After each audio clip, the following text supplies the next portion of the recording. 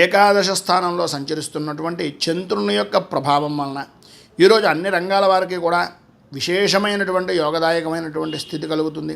వ్యాపారం చాలా బాగుంటుంది, ఆదాయం వృద్ధి చెందుతుంది. వ్యాపారంగానూ వృత్తిపరంగానూ కూడా మీరు ఏవైతే పెంచుదాం అనుకుంటున్నారో వ్యాపారాన్ని అది అనుకూలించేటటువంటి పరిస్థితి, వ్యక్తిగతంగా కూడా అనుకూలతలు ఏర్పడతాయి. ఆరోగ్యం కుదుటపడుతుంది. అన్ని వ్యవహారాలు కూడా అనుకూలిస్తాయి.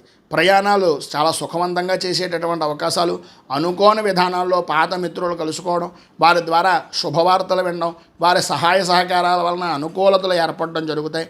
అలాగే వివాహం కానటువంటి వారికి ఈరోజు వివాహ సంబంధమైనటువంటి విషయాల నిమిత్తంగా మాటలు కానీ వివాహ అనుకూలత కానీ జరిగేటటువంటి అవకాశం కనిపిస్తోంది. నూతన వస్తు వాహన ఆభరణ ప్రాప్తి అనేటటువంటిది స్త్రీలకు విశేషంగా కనిపిస్తోంది.